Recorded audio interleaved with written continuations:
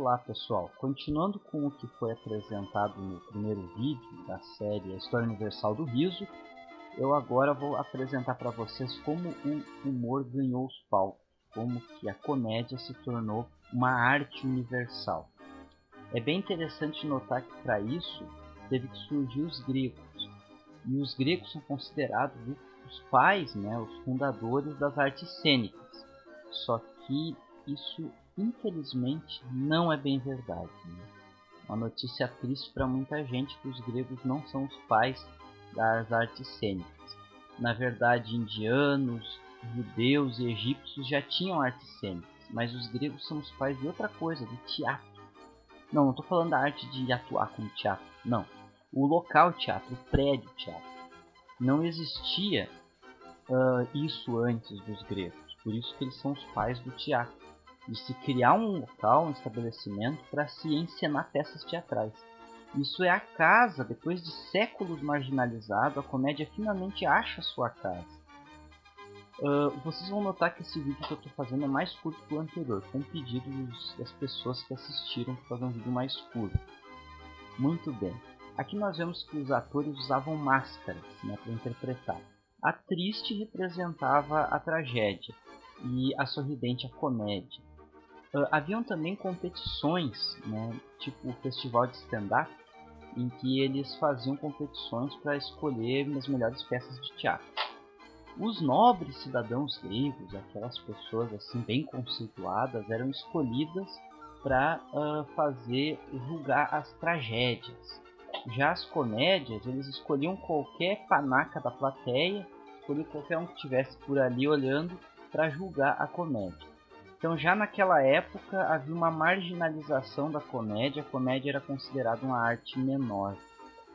E isso já acontecia naquela época, infelizmente acontece até hoje. O nome desses festivais em que eles faziam escolha das melhores peças era as Leneanas, Era um festival das peças.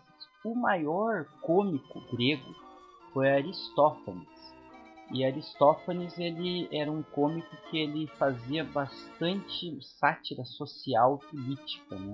Sua peça mais famosa, Lisístrata, é a história dessa moça chamada Lisístrata, que era uma mulher que era ateniense, e na época tinha uma guerra entre os espartanos e os atenienses.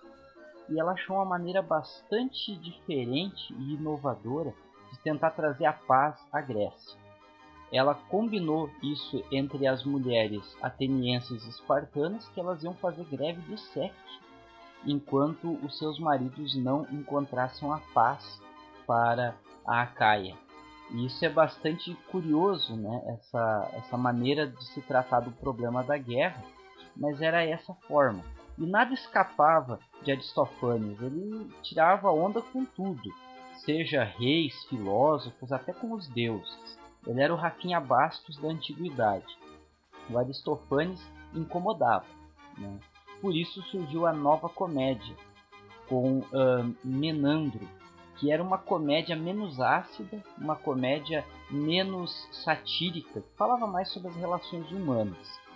E a única peça de Menandro que resistiu até os nossos dias inteira é Díscolos, que traduzido seria Misântropo.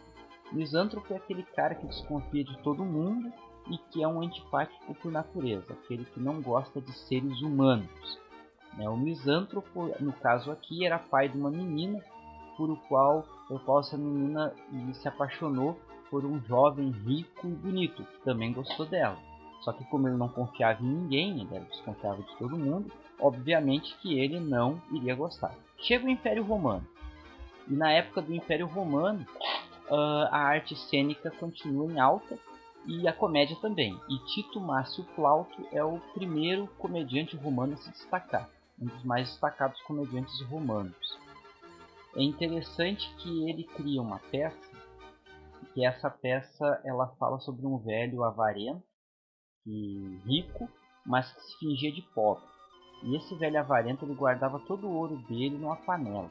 E aí ele ia escondendo do genro, da filha, do escravo, de todo mundo, do sogro, todo mundo que fosse, ele escondendo esse ouro uma vez enterrava, outra vez levava para o templo, outra vez escondia na cozinha, dentro dessa panela. Por isso que o nome da peça não podia ser outro a não ser Aulularia. Não entendeu? Bom, Aulularia seria em latim a comédia da panela. Por isso que ficou conhecida essa comédia como Aulularia, a comédia da panela ou da marmita. Bem, aí chega um outro homem que é Públio Terêncio Afro, outro grande escritor de comédias. Ele é afro porque é afro mesmo, ele nasceu no norte da África, né? Por isso que o sobrenome dele é esse. Públio Terêncio Afro já não tinha aquela capacidade que Plauto tinha de criar personagens caricatos, personagens cômicos, situações engraçadas. Mas as suas comédias se calcavam mais na palavra. Então ele é famoso por ser autor de frases de efeito muito conhecidas, como quem fala o que quer, ouve o que não quer. Nada é tão fácil que feito de má vontade não se torna difícil. Eu sou humano e nada do que é humano me é estranho. Quando não se pode fazer tudo o que se quer, se deve fazer tudo o que se pode. Tantas cabeças, quantas sentenças. Cada um tem o seu modo de ver. Essas frases são famosas até hoje. Ele foi o único autor romano que continuou famoso durante a Idade Média, sendo ainda traduzido durante o período medieval. Bem, mas aí o Império Romano cai. E quando o Império Romano cai, começa uma época chata na história, né? Com a queda do Império Romano, as artes cênicas praticamente desaparecem. A igreja domina tudo. E esse período sem graça, o humor é considerado pecaminoso pela igreja. Já que ele é considerado pecaminoso, a própria palavra comédia perde o significado. Tanto é que comédia passa a ser tudo que tem final feliz. Por isso que o livro A Divina Comédia de Dante, ela é um poema épico, não é uma peça engraçada. Porque a igreja considerava pecaminoso tudo que fizesse as pessoas rir. Esse período chato a gente chama de Idade Média, né? E nesse período acontece que a comédia volta ao seu estado de marginalidade, aquele estado que ela tinha antes do período grego, né? A comédia volta a ser excluída do cotidiano e vira uma coisa underground de novo, falado a boca miúda, cada um de forma bastante discreta, longe dos olhos das autoridades eclesiásticas, longe dos olhos dos cavaleiros medievais, dos nobres e senhores. As pessoas elas usavam para falar comédia. Até se escreveu alguma coisa cômica nessa época, mas tudo muito sigiloso, muito escondidinho, porque não era aceitável pela igreja. A igreja até fez um índice de livros proibidos, e entre esses livros há muitas comédias que eram consideradas profanas. Bem, os únicos que podiam pagar por cômicos eram os reis. Esse bobo da corte não fez muito sucesso e o rei decapitou ele e mandou para a masmorra o resto do corpo. Mas agora nós temos que ver como renasce a comédia. O renascimento da comédia é o próximo episódio da nossa série A História Universal do Riso. Obrigado.